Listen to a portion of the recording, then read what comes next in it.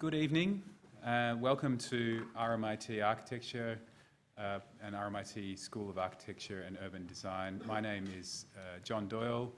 I am the Associate Dean and Head of Architecture in the School of Architecture and Urban Design. And it's my great pleasure this evening to welcome you all to RMIT for this fantastic lecture by Nicholas Stevens and Gary Lawson of Stevens Lawson Architects. Sorry, I practiced that and I knew I'd get it wrong. RMIT Architecture is particularly happy to host this talk from our colleagues from across the Tasman for the gold medal tour from the New Zealand Institute of Architects. RMIT Architecture is known globally for design, its innovative design practice research model in which we engage with practitioners, current and emerging, and really look closely at the work that they're doing in practice and bring that to both to a public audience but through our teaching practice as well. So it's really quite well aligned to what we do here, and we're very happy to have you. Before we move forward, I'd like to pass over to Stephanie Bullock, who will introduce and give a welcome to country. Thank you, John. Hello everyone, and on behalf of the Victorian team at the Institute of Architects, I'd like to offer you a warm welcome to tonight's presentation from the New Zealand Institute of Architects 2022 Gold Medal recipients, Nicholas Stevens and Gary Lawson from Stevens Lawson. They're the first duo to receive the Kahui Whaihanga New Zealand Institute of Architects 2002 Gold Medal since 2021. My name is Stephanie Bullock and I'm from Cosloff Architecture, and I sit on the Institute's Victoria Chapter Council, and it's my honour to be your MC and moderator for tonight. We acknowledge with deep respect the traditional owners of this land, the original custodians of the country throughout Australia, and also the people of the Kulin Nations as custodians of the land on which we meet today. We acknowledge that it is a privilege to stand on country and walk in the footsteps of those before us, and we pay our respects to elders past, present and emerging. Before commencing the presentation, I'd also like to thank RMIT, who is our sponsor for this evening. We will be recording this event and it will be published on the Institute's YouTube channel. In awarding them the gold medal, the jury noted that for 20 years, Stevens and Lawson have worked at the leading edge of their profession, bringing a restless curiosity and finely honed aesthetic instinct to all they do. All their projects, the institutions as well as the residences, have a quality of home about them, of comfort as well as beauty, of places to be welcomed and to belong. These are buildings that sit gently and timelessly in their landscapes, as if they were always meant to be there and always will be. Stevens and Lawson joined forces in 2002, and since then they have completed 80 bespoke houses and 20-odd multi-residential projects, including a papakainga development with Ngati Whatua Orakei.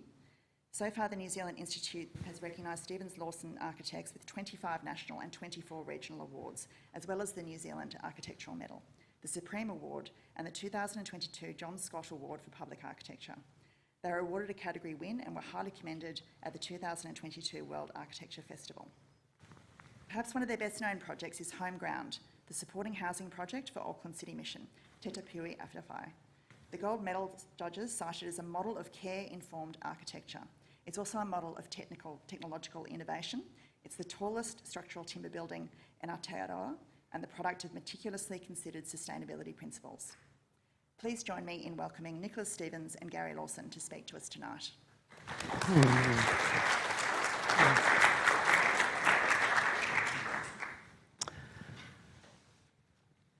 Kia ora tātou, no mai, haere mai. Thank you, Stephanie. We'd like to add our voices to this acknowledgement of country, and we'd also like to acknowledge the tangata whenua of Aotearoa, who are the guardians of the land that we have the privilege to live in and to build on, and we'll elaborate more on this during our talk. My name is Nicholas Stevens. This is Gary Lawson. Thank you to the Institute of Australian Architects for inviting us to give this talk. It's a real pleasure to be able to share our work and our thinking and our stories with you all. Both of us have a long-standing special connection with Melbourne over many years, and we've got to know quite a few of your extremely talented architects who we have travelled with in New Zealand on various awards juries over the years. We have called this talk Character Studies, And we want to talk about the character of places, the character of our architecture, the character of the people who we work with, and also ourselves. Who are these two characters? Architecture does not exist in isolation. We're interested in creating architecture in meaningful and active dialogue with the environment, be it built environment, be it natural environment, cultural environment, and with the people who it serves. There's many functional and technical considerations coupled with client-driven imperatives for any project. And of course, these must be addressed in any building. But in this talk, we want to focus on the creative ideas and the thinking behind the projects. We want to talk about the genesis of our architectural language and to share something of how these projects came to life. And through this lens, we hope to illuminate what is distinctive in our body of work. We'll try to persuade you that there is, in fact, method in our madness. Receiving the gold medal has prompted us to reflect on our work together over the past 20 years and to distill the underlying themes and imperatives that connect our individual works. We believe that the overarching driver in our work has been a search for a spirit of place, or genius loci, a term defined within the context of architecture by the theorist Christian Neuburg-Schultz. He elaborated that identity means primarily that one defines and develops one's own local characteristics, while freedom means, amongst other things, equality of opportunity to play one's part in a greater context. In the face of the unrelenting forces of globalization, we are interested in creating an identifiable position for Aotearoa architecture within a global context. Further to this, we are searching for regional difference to inform and generate further distinction. We're trying to build architecture that embodies a sense of place specific to New Zealand as a country, but also to particular locations within New Zealand. This is not a new idea, of course. Kenneth Frampton's concept of critical regionalism as a resistance to universal modernism covered this ground in the 70s, but it feels as relevant now as it did then. A critical regionalist approach, wrote Frampton, will endeavour to cultivate a contemporary place-oriented culture without becoming unduly hermetic, either at the level of formal reference or at the level of technology. In this regard, it tends towards the paradoxical creation of a regionally based world culture. It's important to emphasise the critical in critical regionalism. There's a groundswell of inventive architecture appearing around the world and within New Zealand that is infused with a specific sense of place and local cultural identity. Within the context of Aotearoa, collaborations with tangata whenua have revealed deeper understandings of place, further enriching our design process. Tangata whenua is the term used to describe the Māori people as a whole and of a particular place as the original inhabitants of Aotearoa, New Zealand. For Māori, the people of a specific place are related in personal terms to the land or whenua, through an intimate connection to mountains and rivers, as well as the ecosystems and species present throughout, through whakapapa, their ancestral lineage and connection. These are taonga, or treasures, and are not owned but passed down through time under their guardianship. The nature of such connection is physical and spiritual, and integral to the survival and well-being of Māori. Such connection is often phrased as one's tūranga waiwai, which translates as a place to stand, where a person feels strong and at home. A person's tūranga waiwai may be their marae, a significant mountain or river. Tūranga waiwai are places where we feel especially empowered and connected. They are our foundation, our place in the world, our home. In the concept, the external world reflects an inner sense of security and foundation.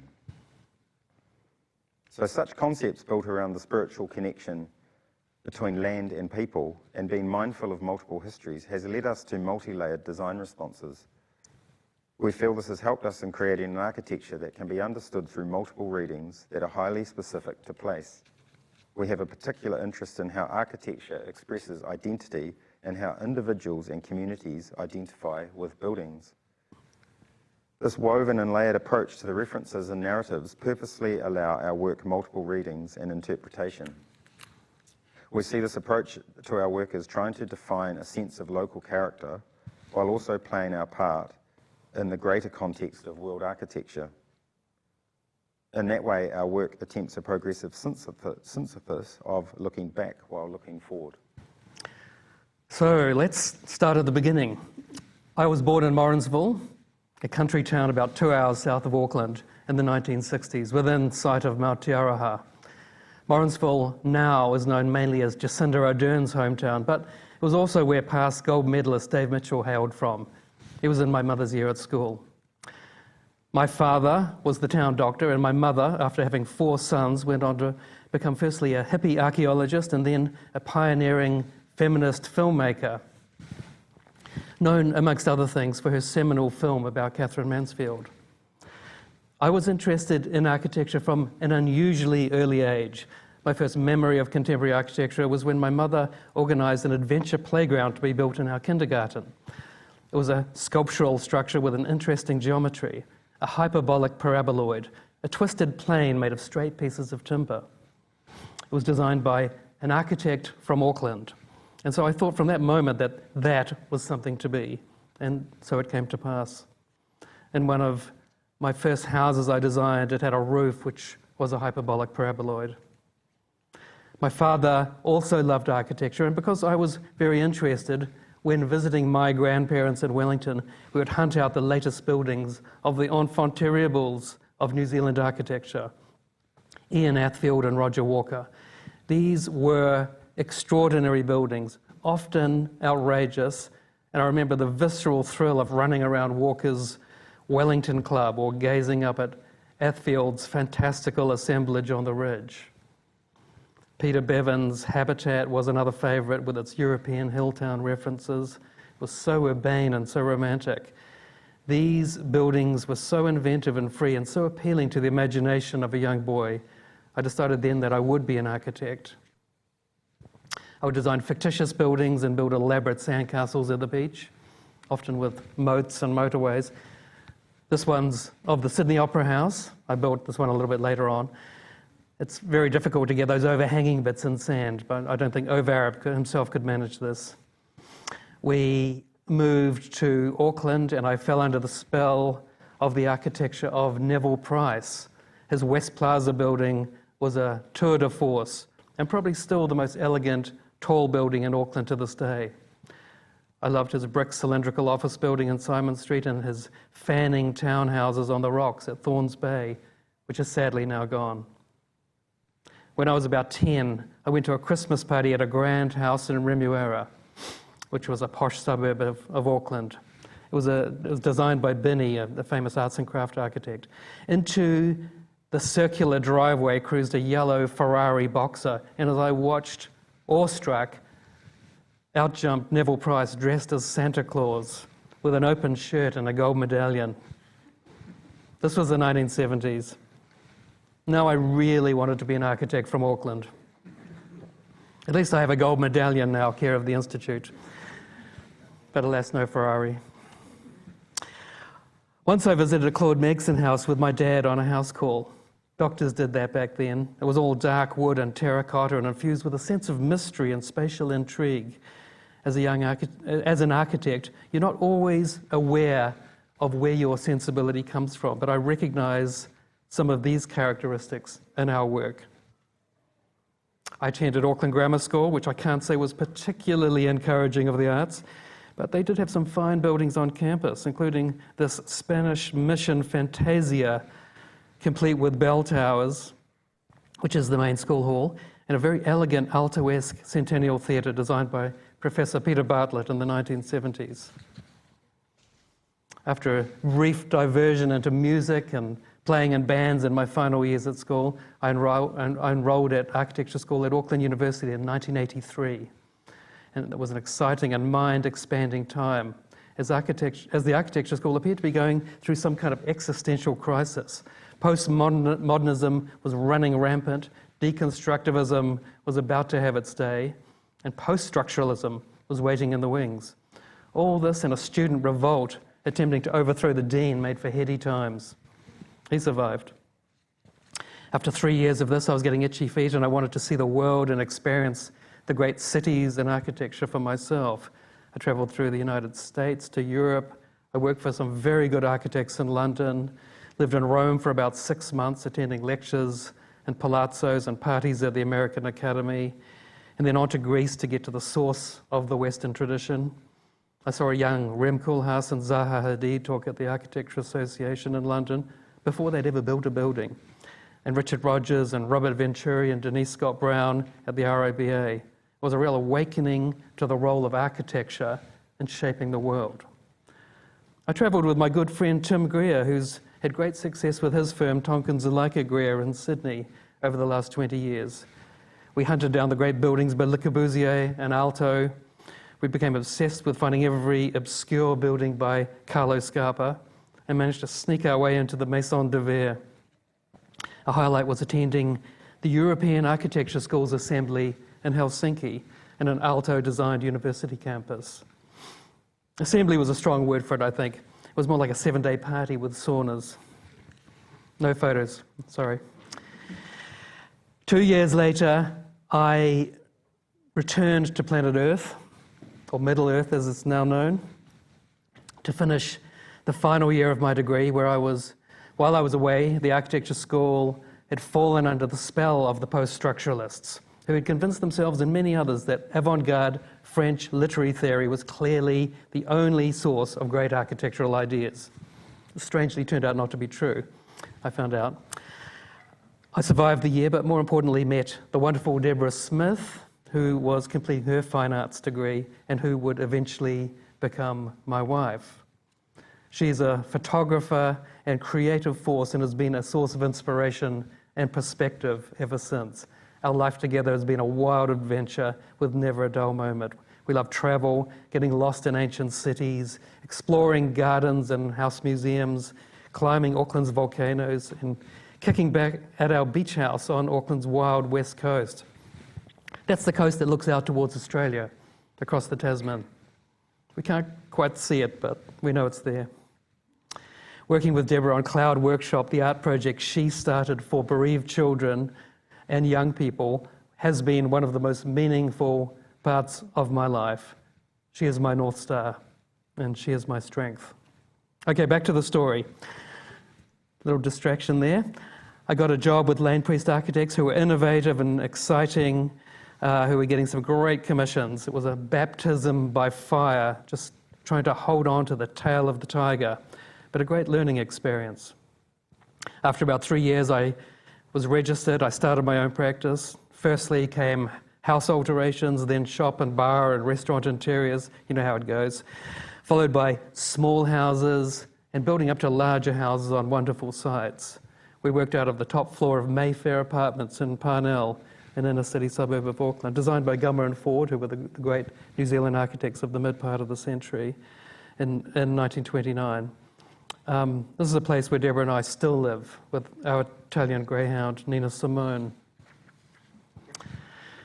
One highlight was working with the distinguished ethnologist Roger Nietzsche on the design for the Pacific Lifeways Gallery at the Auckland Museum.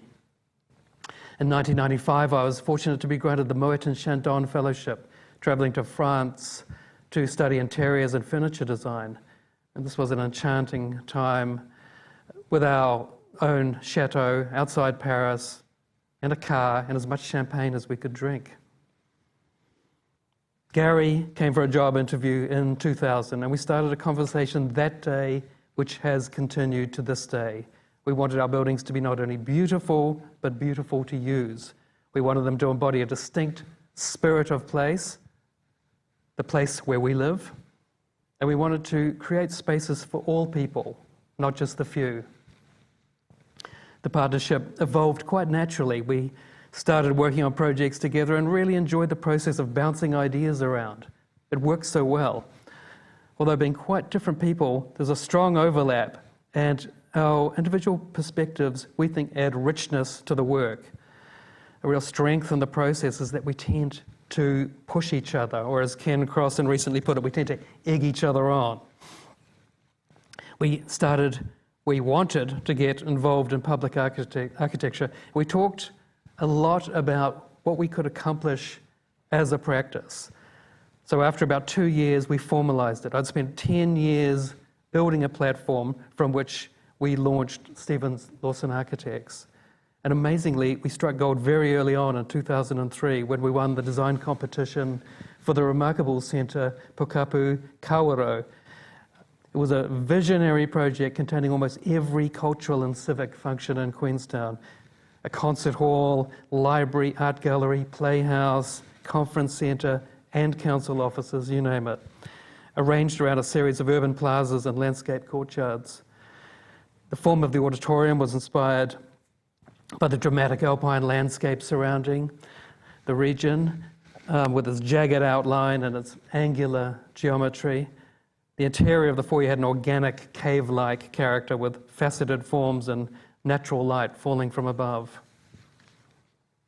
The interior of the auditorium employed an architectural language of origami-like folds and pleats and was finished in rich toned timber. It was composed as a collection of irregular-shaped seating terraces, which created a sense of intimacy within the audience and provided lateral reflecting surfaces for the dynamic symmetry concert acoustics. The chamber was conceived as a finely crafted and highly tuned musical instrument, harmonizing sculptural form and acoustic quality. And Genius Loci was at the heart of this project, and it really set us on this path of local expression and spirit of place. But sadly, it was never built. It was struck down by the global financial crisis, and the site remains empty to this day. So now we arrive at Gary's backstory. Brace yourselves. I was born in Dunedin in the South Island of New Zealand 49 years ago. My 2-year-older sister Claire, mum, dad and I soon moved to Timaru, about 2 hours north of Dunedin, where we built our family life. I had an enjoyable, in many ways idyllic childhood, spent riding bikes, water skiing, enjoying the great outdoors, lots of music and memorable family times.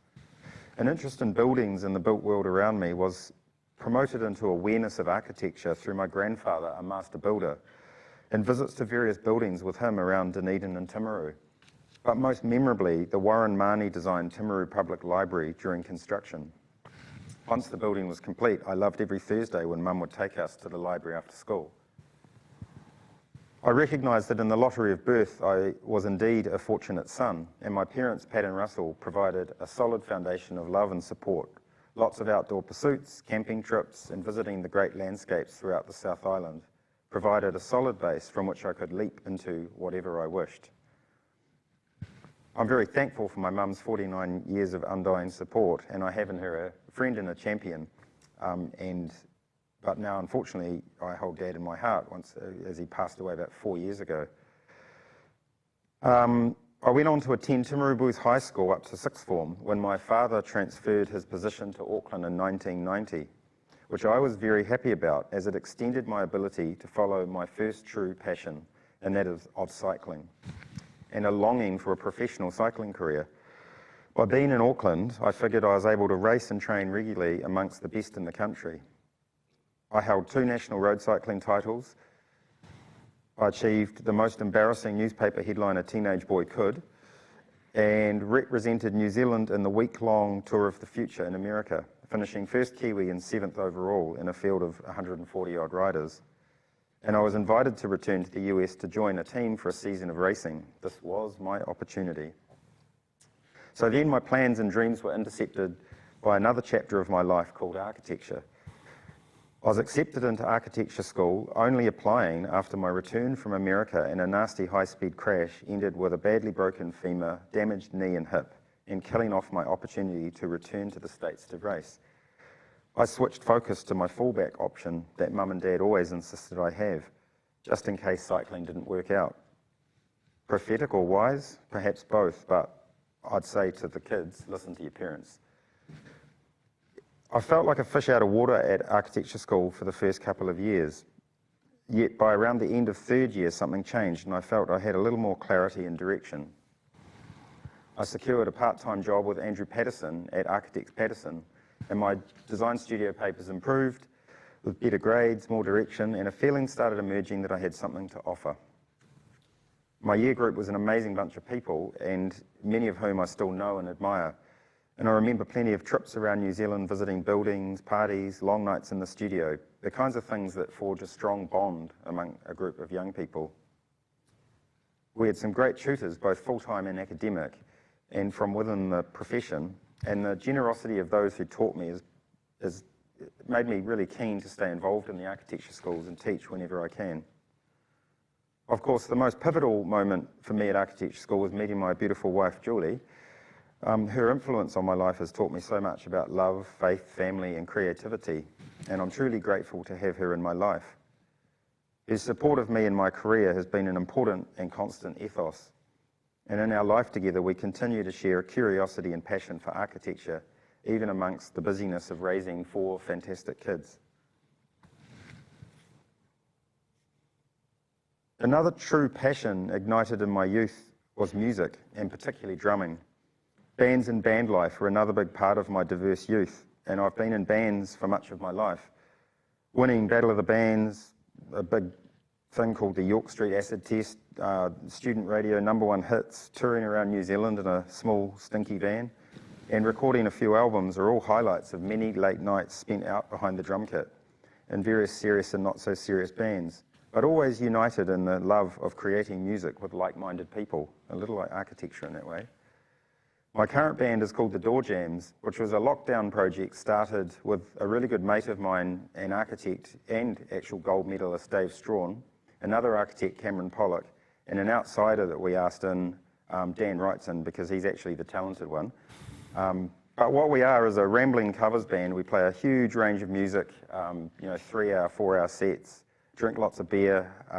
It's so much fun. It's an amazing stress relief. And sitting behind the drum kit is still probably the most favourite thing that I do. First year out of architecture school, I worked full-time at Patterson's, and it was quite an amazing experience for me. Working closely with a new friend, Jack McKinney, we found ourselves in the middle of a design-led office with all kinds of scales and projects on. And essentially working up designs for and with Andrew, we got to work on many houses and commercial projects such as this one, Site 3, and another one, Cumulus. It was, as it is for a lot of grads, exciting but really hard work, long days and nights, a slightly chaotic office. But at the heart of it was always a search for a design language that represented something of Aotearoa, New Zealand, and to do that in a unique way. And to this day, I very much admire the work of Andrew and the Patterson's team and their commitment to this search. Although my path into architecture seems haphazard and somewhat accidental, I really actually do love architecture. I do. Good to hear. And travelling with Julie, we always visit as many buildings as we can from all areas of human endeavour. I really love architecture of unique purpose, the difficult problems solved with beauty and grace. I adore the feelings stirred by buildings with certain gravitas or heft, and have encountered transcendental experiences in the best of them. Form, texture, light, the nuanced details, it's just the stuff that we thrive on. Okay, so let's talk about our work. We aim to create original work with multiple interpretations, architecture that is rich in character, rich in associations, and has relevance to our culture and our landscape. We're not purists, but rather interested in architecture of association and relation. We see our practice as a laboratory where we combine different influences and ideas, drawing from disparate sources, some within architecture, some outside. We look at nature, history, craft, cinema, painting, sculpture, and carving, and are interested in creating combinations that have a strange beauty, believing that beauty needs constant reinventing to remain potent and alive.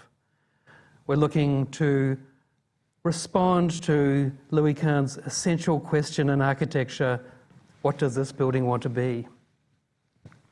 We're interested in how a building is experienced as you move through it and around it. We enjoy designing carefully the sequence of spaces, the framing of views, moments of drama, moments of stillness. Although a building is static, it is experienced dynamically, more akin to cinematography than photography. And we design with this in mind. We love to create a sense of intrigue or mystery where the experience of the building unfolds slowly and sometimes surprisingly. It's a human-centric idea. Architecture experienced through time as a sequence of moments. And the temporal is also expressed through the movement of sunlight throughout the day, and we try to dramatize this with interesting apertures and skylights. We try to create spatial intrigue through variable ceiling and floor heights and dynamic relationships between spaces. We're interested in interconnected, interlocking spaces and the idea of fluid space or boundaryless space. I've always loved the Zen garden trick of the lake that disappears around the corner, implying that it goes on forever. We sometimes use nature metaphors, but hopefully not in a simplistic way, and we're always looking to abstract such forms and patterns, to translate them, to architecturalize them through origami, for instance, a language of folding. As our commissions extended throughout Aotearoa, we began to think more about why we build this building in this place for these people. For us, a suburban house in Auckland should not look like or feel like a holiday house in the South Island. How could we express regional difference? One example of such expression is 2010's Te Kaitaka, nestled amongst the tussock-covered hills on the shores of Lake Wanaka, deep in the South Island. Her approach investigates an architectural language in conversation with the natural environment. In the weeks prior to designing the house, we found ourselves in our client's boat speeding across Lake Wanaka to visit the site on Roy's Peninsula.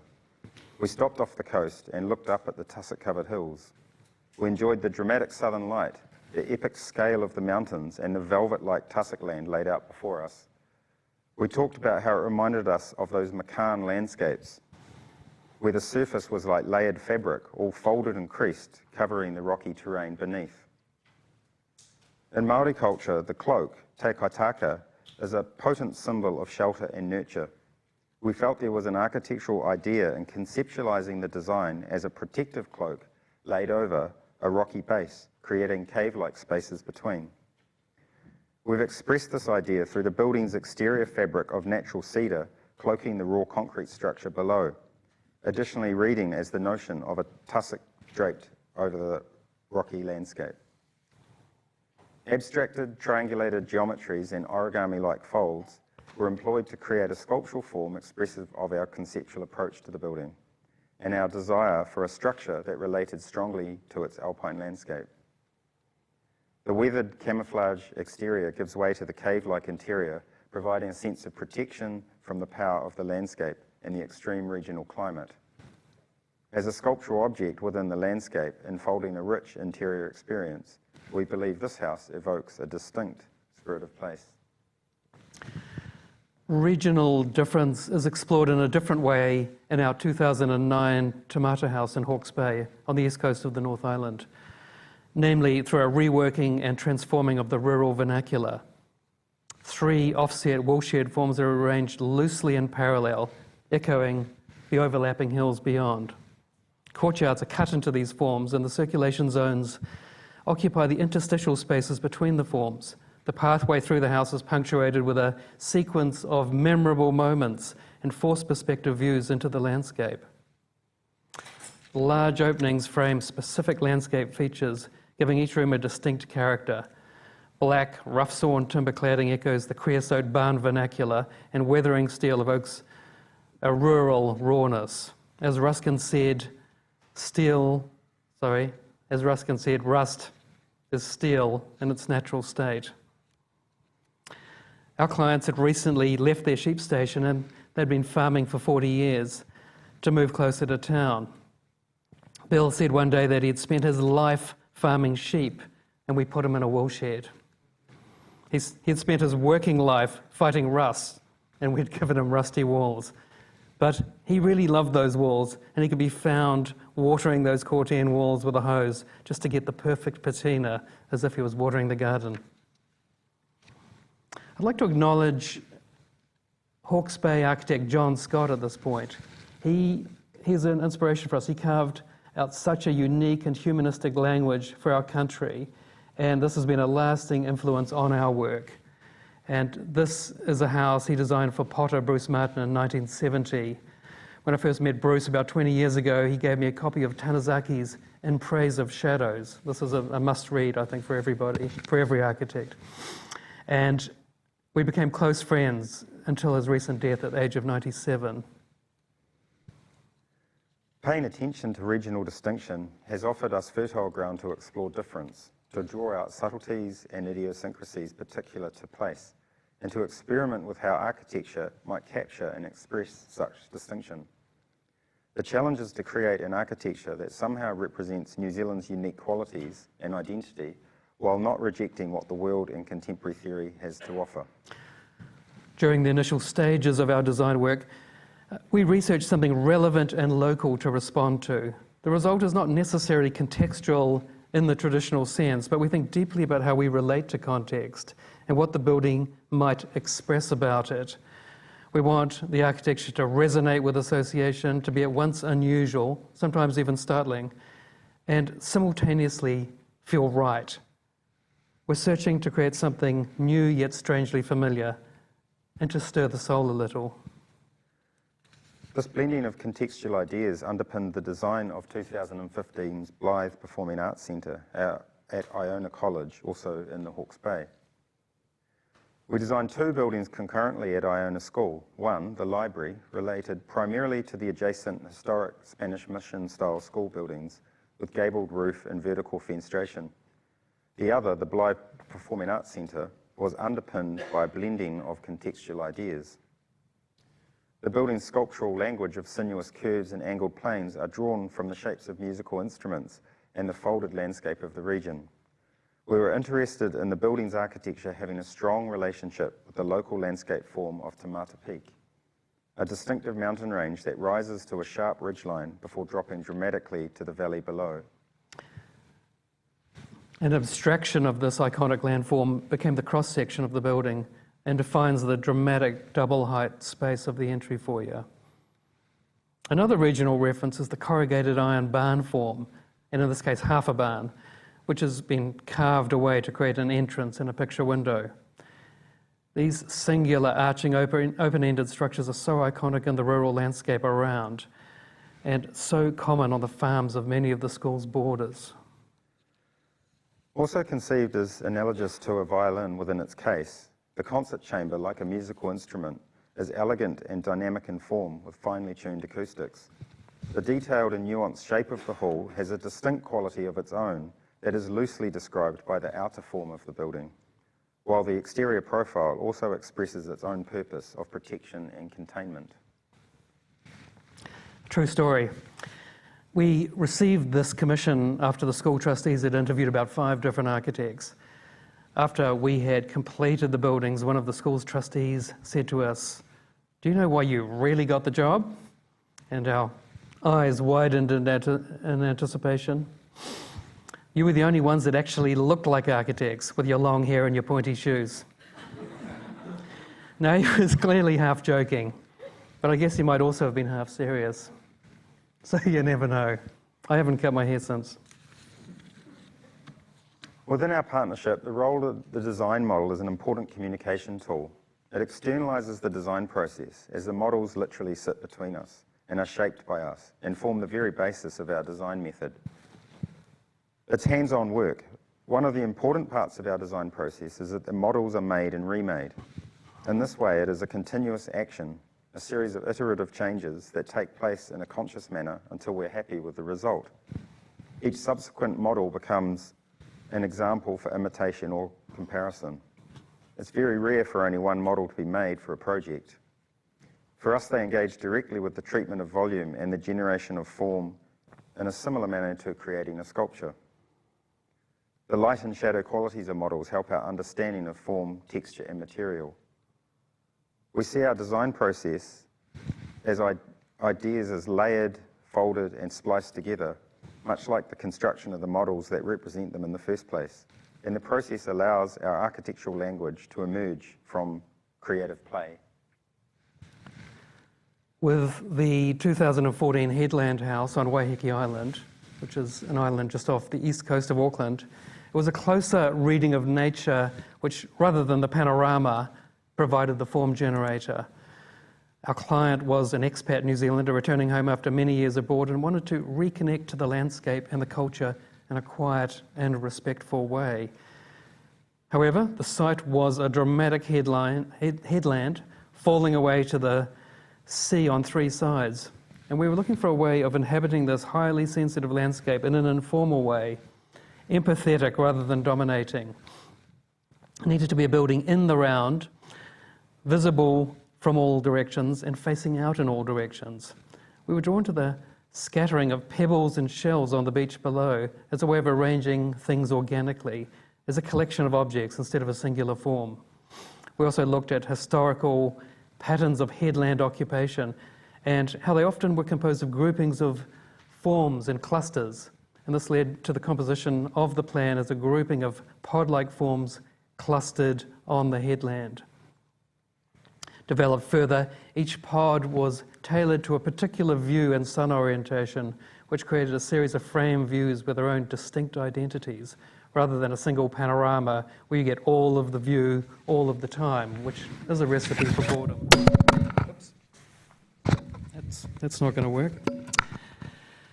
The fluid and sculptural space between the organic forms became the main living area, one of the more interesting spaces we have created.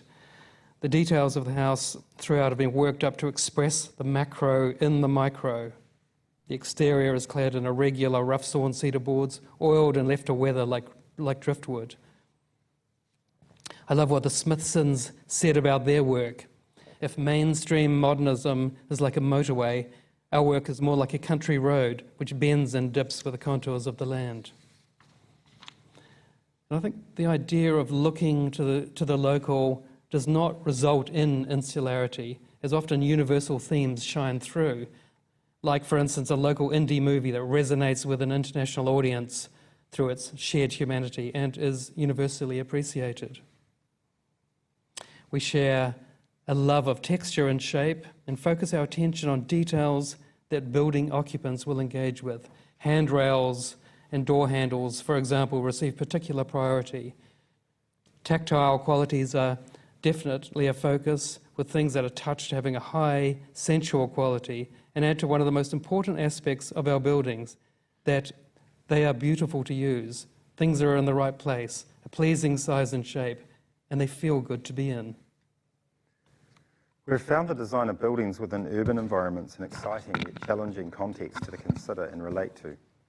Obviously, designing into a city context requires a different language than that of a rural environment, and we've discovered that looking closely at the built histories of the neighbourhoods and streetscapes our sites are in has provided plenty of source material to reference and construct a dialogue with. While focusing on creating an expression of architecture within a specific place, we want our buildings also to be autonomous, standing apart, having their own character. A both-and scenario based around expression of physical and imaginary ideas of place, in an attempt to generate buildings that are contextual yet unique at the same time. We've discovered that thinking about scale offers a kind of architectural play and often provides the necessary abstraction that gives our ideas a unique quality. Take, for example, 2005's Cremorne Street house, situated within an inner Auckland suburb, and our observation that the local neighbourhood houses all address their street frontages very formally, with elevations and detail expression as very generous to the passerby. This realisation prompted us to think about how we could make a more contemporary grand gesture of the facade, with a presentation to the streetscape that might be read from the Pacific or perhaps 50s modernist, but either way, a generous and surprisingly large-scale art offering to the street. Again, in 2015's In Situ House, we studied the grand Victorian houses of the local inner Auckland context and found the detail and presentation of the facades of the older buildings an engaging and rich source material for a contemporary reinterpretation of the grand house. With this design, we used a selection of Victorian architrave mouldings as the form liners for the concrete facade, thereby creating an intricately detailed texture to the concrete facade that connects in a delicate and abstract way to the Victorian heritage of the neighbourhood. 2004's Park Road Hotel in central Auckland was a collaboration with New Zealand artist John Reynolds to design a screen facade for the boutique hotel. John is a long-time collaborator with us, and his interest here was in the idea of scaled-up Victorian lace window curtains being overlaid with references to Pacific navigational charts, and thereby attempting to give the building and indeed the neighbourhood a strong sense of regional identity. The building was to be wrapped with the lace-like metal screen, giving the large building a human scale and delicacy that related to the detailed older buildings of the area, while offering a textural and delightful view to the passerby and the building occupants inside. This was to be a building made to express something of the South Pacific and our distinctive place in the world. We see our HomeGround project for the Auckland City Mission completed in 2022, yet started 15 years earlier, embodying these concepts of our unique place in the Pacific in multiple ways. One of the most comprehensive of its kind in the world, HomeGround provides a wide-ranging and unique blend of services and facilities for people in desperate need and operates across multiple social, cultural, and ecological layers. A project narrative developed with Ngati Whatua Orakei, the main Māori tribe of Auckland, is founded on the idea gifted to the project by the tribe of finding your way back home. As approximately 80% of Auckland City Mission's clients are of Māori or Pacifica descent, it was imperative that our design reflected and respected this connection, aiming to provide a strong sense of identity. The building form is purposefully in reaction to generic inner city buildings, with its strong gabled roof forms evoking the idea of home, a home for the homeless. It's literally a big house in the city. You could say also that it is a city in a building, such are the range of diverse activities on a single site. HomeGround is a direct neighbour to the 1905 St Matthew in the City Anglican Church in central Auckland, with its neo-Gothic gabled roof forms and the mission's founding church organisation. St Matthew's has been a progressive advocate on social justice issues for many years. In fact, it was a place where Nelson Mandela came to thank the people of New Zealand for their activism in opposing apartheid. We saw these roof forms between these two buildings as a conversation between these two iconic institutions. Our architecture embodies Māori and Pacific motifs that are relevant and important to the city mission and Auckland's identity as one of the largest cities of the South Pacific. HomeGround also seeks to establish a direct visual connection to Ngati Whatua Orakei's wharenui. It's their meeting house. Through form and colour, the main facades of our design evoke readings of weaving, tuku and tapa, suggestive perhaps of the mission's work of weaving community together and weaving individuals' lives back together. We wanted the building to say, everyone is welcome, to express manakitanga, a Māori concept of generosity, hospitality and warmth. I think it's a little bit like, John, your idea of this building likes me. The public laneway through the building is an important part of this. It's engagement with the life of the city. It's not hermetically sealed like the mission was in the past. And its materiality, the brick, the terracotta, the timber, the warmth of these materials are very important. The organising spine of the building, the rooftop terrace, and the greenhouse emphasise that this is a home with all its restorative qualities. Artist John Reynolds created and gifted 5 murals, one on each of the residential floors, based on our cultural collaborator Graham Tepene's concept of the healing power of nature and art. Each painting relates to an element of nature, ascending from the sea, moana, to the beach, tatahi, to the land, whenua, to the forest, nahere, and to the sky, rangi. There are 80 apartments for people experiencing homelessness, each with a kitchen, a bathroom, and a decent deck. These are permanent homes and they form part of a community. There is much talk about how architecture can contribute to wellness nowadays. But I would say this building does go further. It is a building that is engaged with healing, physical, psychological, and spiritual, and with transformation of people's lives. The City Mission is an extraordinary organisation run by wonderful people who have deeply affected us with their humanity, and they are really loved and respected as an organisation in Auckland. And this is evidenced by the fact that $50 million was raised through philanthropy for this project, which is about half of the build cost. And that's quite extraordinary in New Zealand for any project of any type. In addition to its visionary social agenda, HomeGround's other innovation is the use of mass timber construction. It's pretty tricky in New Zealand because we move around with shaky aisles, earthquakes, so you guys have it a lot better than us with a very stable platform to build on. The cross-laminated timber is the main structural system for the building, including stair and lift cores. It's the tallest structural timber building in New Zealand, and it uses exterior steel diagrid cross braces for lateral stability. Utilising off-site manufacturing and standardisation technologies provided a lightweight prefabricated response to an intercity building site, which minimised the building's embodied energy, construction time and on-site labour.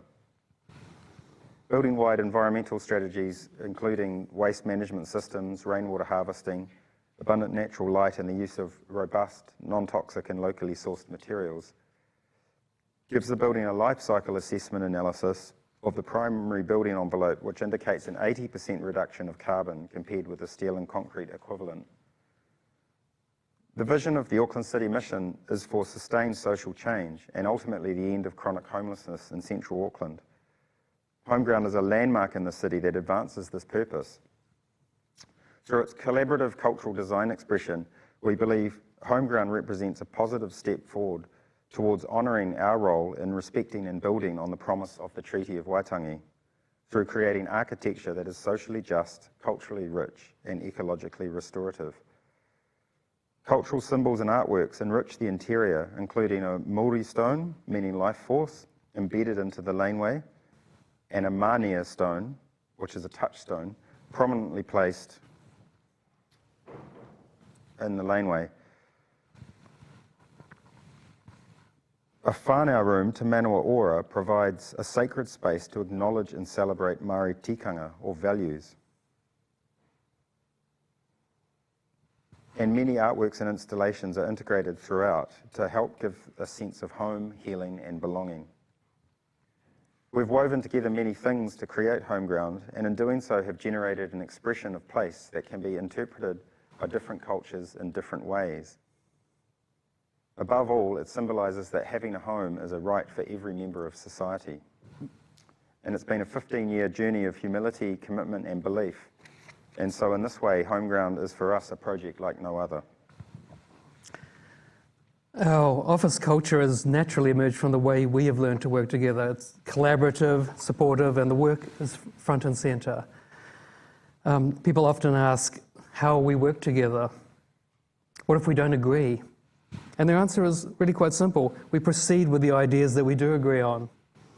It's a kind of inbuilt quality assurance. In fact, there's been surprisingly little conflict, which is one of the reasons we're standing here tonight. The office is really quite straightforward in the way it operates. Together we lead a team of 3 associates and a practice manager, and everyone else is an equal part of the team. We've been as large as 22, but we're currently a little smaller with retrenchment coming off the back of the City Mission finishing up, COVID, and the recent uncertain economic conditions, which I don't know if you're having those over here, but we certainly are in New Zealand. And we're really hopeful that this economic gridlock will ease before too long, because honestly, we're not the world's greatest businessmen. We spend the fee and some doing the work. Hence no Ferrari. Distinct lack of Ferraris. We're located in the Axis building in Parnell, in Auckland, quite central, and it's the old Nestle chocolate factory, which was converted by Andrew Patterson about 25 years ago into a creative hive that we really enjoy. And I remember growing up in Parnell and smelling the aroma, the sweet aroma of chocolate cooking throughout the whole suburb when I was young. Over the years, we've tried to create an office culture that supports in-job learning and career advancement, such as gaining registration, through focusing on doing our very best with every project and every opportunity. We try to encourage our staff to be supportive of one another and to share observations and learning as it happens. For this reason, we've generally enjoyed a tight-knit group and a team very focused on meeting their individual potential. Front and centre of the studio is design and creativity, of course. Design not only in the conceptual approach taken in a given project, but in the development of that design and the rigour and imagination brought to the detailing, material selections, technology, even in recent years, challenging our engineers to first design in timber. We collectively uphold a search for the best or better, and how can we make our buildings worthy of the time, money and effort spent on them. With regard to building the buildings and the scores of amazing people who put the buildings together, we've always believed in fostering a respectful and dignified environment to promote a combined sense of working together to create something exemplary. Respect and communication are key to this, and while not always getting it right, we as a group hold each other accountable to setting high standards of communication and treating others how we would expect to be treated ourselves. We place an emphasis on establishing shared values and building on these. Construction sites and buildings are enjoyable most of the time, and we take great pride in being part of a close-knit client, consultant and contractor team that performs to the highest standards. Another aspect of architecture that's of great interest to us are the visceral qualities of architecture, engaging not only with visual form, but also with sound, smell and touch. Regarding this, Alva Aalto said that our senses convey to us the raw material on which our thinking is based. There's a cognitive power to architecture that is directly engaged by the senses. This serves to elevate the experience of a particular building or space beyond merely the sensory to stimulate the intellect, and can often burn an indelible sense of such a building in the mind for years to come. The connection between the stimulation of the senses and the triggering of the intellectual experience of architecture is of great interest. And we came face to face with this challenge in 2020 when designing the Chapel of St Peter for Central Auckland St Peter's College, the largest Catholic boys' school in New Zealand. The design for the Chapel of St Peter presents a confident and identifiable cross to its most public face. And from the outside the chapel, the cross is expressed as a cut through the building's exterior, revealing glimpses of the interior as an invitation to explore what lies within. Internally, the vertical element of the cross is extended into and along the roof to represent itself as an inverted, upside-down cross, flooded with light. As St. Peter was crucified upside down at his protest of being unworthy to die in the same manner as Christ, this inversion of the cross only becomes apparent from within the chapel, and as such reveals an intimate connection between St. Peter and the assembly, giving the interior experience an elevated depth of meaning and theological reading. In the 1960s and 70s, Colin McCann, New Zealand's most prominent and celebrated modernist painter, undertook a series of religious-based works exploring themes of Christianity, the power and significance of the cross and other religious symbolism, and the meaning of light. A constant inspiration to our architecture, the paintings of McCann offer insight into conceptual thinking and interpretation that enriches our design language. Knowledge and study of these paintings and their narrative have extended our understanding of the power of the cross and the way light can offer a connection to the spiritual world. For example, in 1977's Veronica, the Five Wounds of Christ, an unusually proportioned cross of light symbolizes emptiness, and the cross reads as a beacon of light within darkness. The internal cross of our design is rendered as an abstracted cross of light, which links to McCann's idea of light being the connector between physical and spiritual. Light and its symbolism is used to represent the mystery of Christ and to make the mystery accessible to the human spirit. It's also worth noting that as the chapel points due north, the shafts of light through the ceiling track the arc of the sun throughout the day, like a sundial. The chapel is an interesting example of a building that deliberately stands apart from its surroundings. It has a unique purpose, a spiritual purpose, which sets it apart from the other school buildings and from the wider urban context. It sits on the edge of the Mangawhau lava flow, high above Kaiba Pass and the Western Rail Corridor. Its white white form, almost glowing in the daylight amongst the greyness of the urban environment. It's a real beacon. It's a sculptural object comprised of triangulated geometries contrasting with the orthogonal layout of the school buildings and the flat green plane of the cricket field. The school asked for a building of noble simplicity, which was a beautiful brief, which we hope we have achieved. One of the things we've really enjoyed about running this business for the last 20 years is how you learn to draw inspiration from the people and situations around you. Gary and I work collaboratively on our designs, but we in turn collaborate with so many talented others to bring these projects to fruition. Engineers, landscape designers, theatre designers, heritage architects, artists, sometimes other architects. We are so grateful to them for their generosity and for their inspiration. Crucially, we've been blessed with many extraordinary clients over the years. I've heard it said that behind every great building is a great client. This is usually said by the clients, I might add. But it is true nonetheless. We literally could not have done any of this without their vision and their trust and their undying commitment. We'd like to acknowledge the skill and dedication of our crew at Stevens Lawson and many others who have worked with us over the years. A special acknowledgement is due to our associates, Yvette Overdyke, Joshua Ward and Sasha Hendry, and our practice manager, John Schooler, who have travelled so many miles with us and have certainly gone many, many extra ones. And also to our photographer, Mark Smith, who's been capturing our work over the last 20 years with his superb eye. What he sees in our work and indeed captures through his lens, for many becomes the experience of the work itself. Through describing our design language within these works, we've attempted to shed some light on our ethos and design approach, a useful process of reflection within our partnership, but also perhaps a rare moment to share the inner workings of 20 years of creative practice and what we hope lies within the physical presence of our architecture.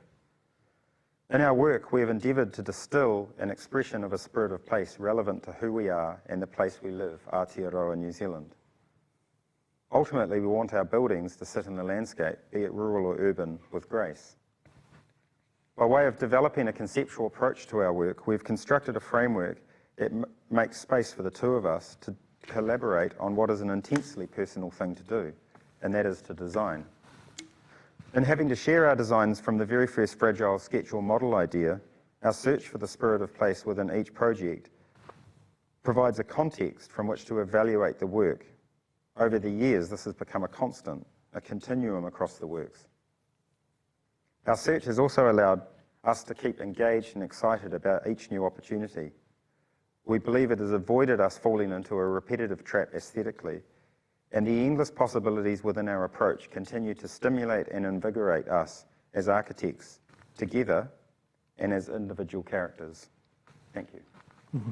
Thank you.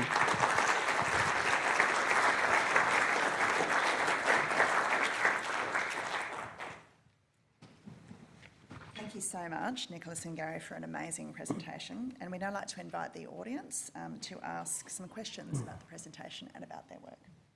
I think we've got a microphone too, if anybody needs it. Oh, awesome. Thanks, Dan.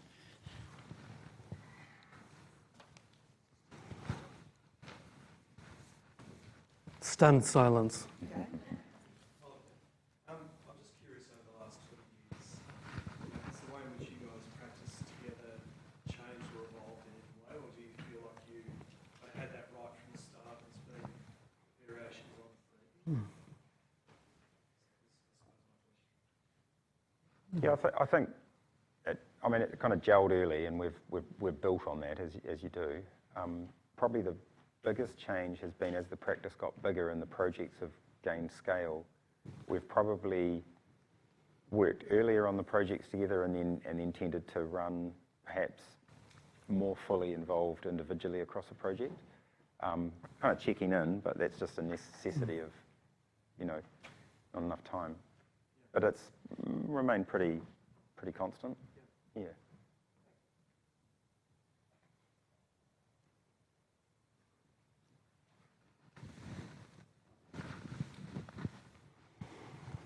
New Zealand to us seems to be a place of extraordinary landscapes, but then a paucity of homegrown materials. Often, I know conversations we've had over the years, you don't have a timber industry that produces a lot of timber and other sort of forms. So is materials research and science becoming a bigger part of the quest for building in such beautiful places? Because I imagine a lot of you are actually bringing materials in as kind of foreign elements into a pristine landscape.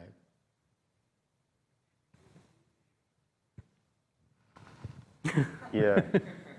I mean, materials are a really big challenge in the kind of environmental crisis we're all facing. And where do they come from? The bulk of the stuff we build from in our country is imported. We try as much as possible to source local, but that comes with its own set of issues in terms of durability. A lot of, our timber's pine, it's grown too quickly, so it's actually not very durable. So it's a real issue, actually. Building out of earth is very challenging because we have such a wet climate that earth doesn't particularly like water. So yeah, we tend to import a lot, unfortunately. I think you're just talking about claddings and stuff. I mean, most building is built out of pine, pine timber framing. Yeah. And the CLT building, HomeGround, that's all grown in Nelson and manufactured in New Zealand. So I would just think, there's a bit of cedar on the outside and the concrete is all homegrown. I don't think it's overly imported from that point of view. Maybe. Yeah. But anyway, the CLT revolution is a big thing. Yeah.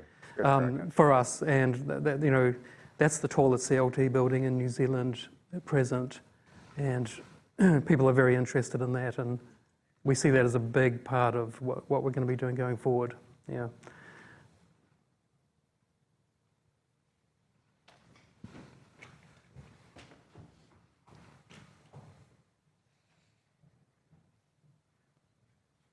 You mentioned that you were trying not to get trapped in a specific repetitive aesthetic.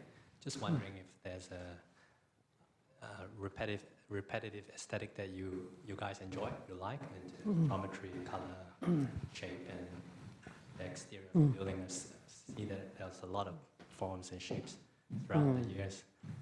Is there a particular curve or faceted? Look, there are a lot of reoccurring themes. We do want the buildings to be very specific to place and to their particular program, but I think we can't help ourselves that there are things, especially to do with sculptural language, to do with the triangulation, geometry, the curvaceousness of some of the buildings. So I think within the whole oeuvre, there are sort of certain lineages of, there's a series of black buildings and there's a series of triangulated buildings, but they have to relate to something local, to set us off.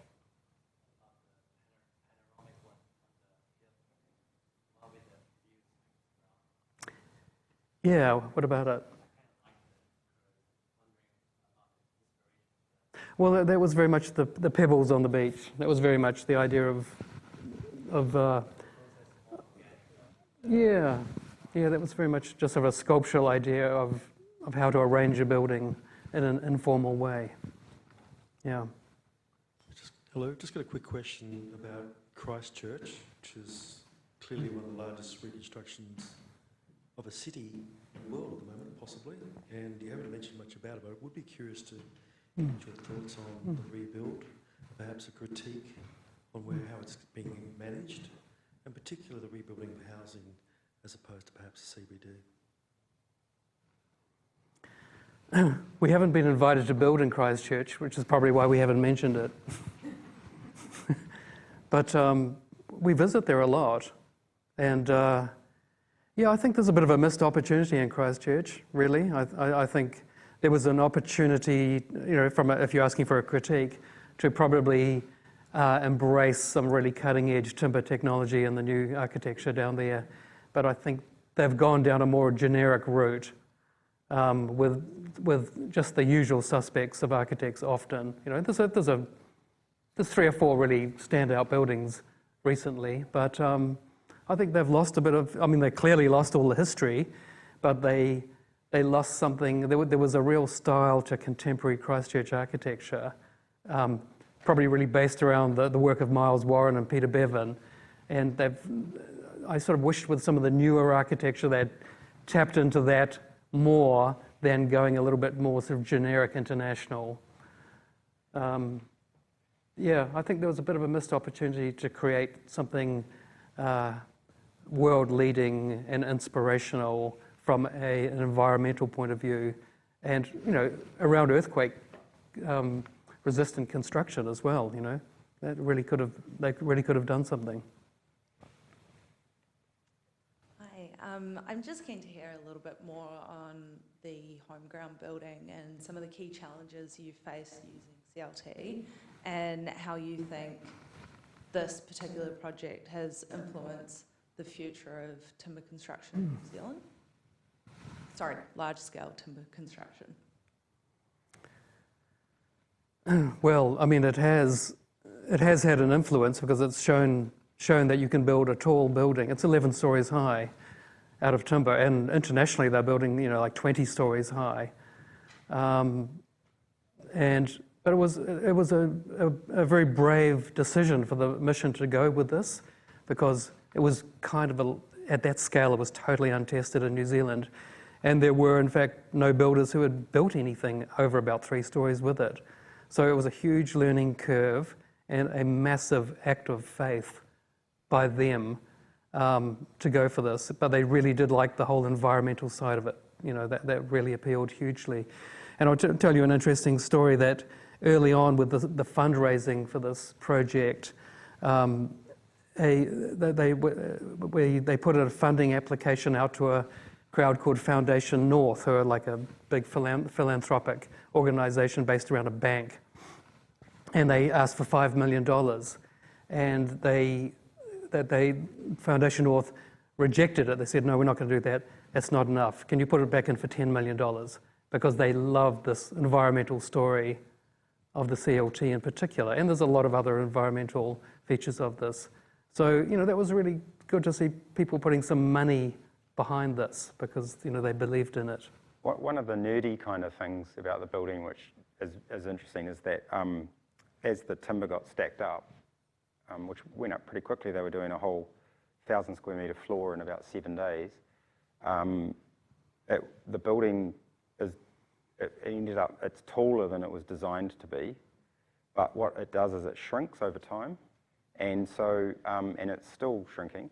It will for the rest of its life, although less and less and less, until it reaches some sort of equilibrium within fractions of millimetres. But the challenge with that is that the building, to brace it, we had to put steel on it, like a basket weave, and so we've designed the steel to be clipped onto the timber with slip joins that allow, because steel doesn't move ideally, and so the building, the timber in between the diagrids actually is moving downwards.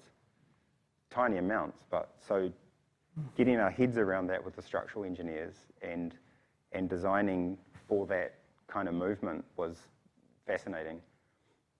Really fascinating. But probably part of your question was what were the big challenges of the project, and probably the most difficult thing was fitting so many disparate uses into one building, because we probably haven't really spelt it out, but there's a medical centre, there's the main detox facility for all of Auckland is in that building, drug and alcohol detox.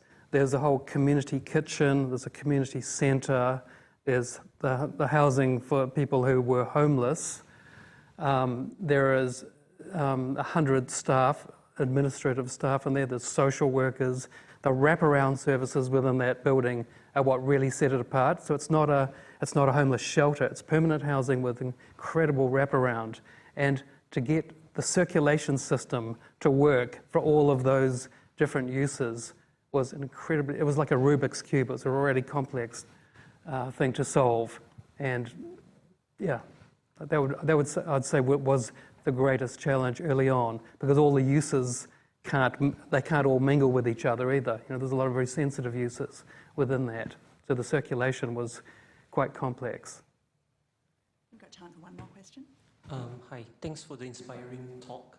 I'm just wondering, because you have on one end, you have this kind of authentic craftsmanship with some of your architecture, almost like McKayleon's Sweet Apple and Tom Kundig. But on the other hand, you're also dealing with more like HomeGround with this kind of like CLT prefabrication. Do you see a difference in working on both sides of the coin, where you're working with more authentic craftsmanship, but on the other hand, you're working with CLT on prefabrication on some other projects? And do you see a way to reconcile between the two ends of construction? Yeah. No, I don't really see them as too different. I mean, all forms of architecture, I mean, everyone knows that it requires millimetre perfection and precision. Probably the craftsmanship of a bespoke house, the focus is on site. For a building made of CLT, it's actually in the computer model and the drawings which go off to the fabricator. So there's the same kind of intensity, it's just probably maybe in different situations in the design process or the construction. But we very much like to work on buildings of all scales and for all people as well. So we do have very expensive houses for some people, and we're building housing for homeless people as well. And we're doing a concert hall on one side, and we're doing an artist studio. That's why architecture is so extraordinary. You get to do this, and you just try to apply the same rigor of thinking to every project. Thank you so much, Nicholas and Gary, for coming to Australia to share your amazing body of work with us. We would like to congratulate you on being awarded the Te Kahua Whaihanga New Zealand Institute of Architects 2022 Gold Medal. And I'd also like to thank everybody here for attending, and again, RMIT for generously allowing us to host the event here tonight. Thank you.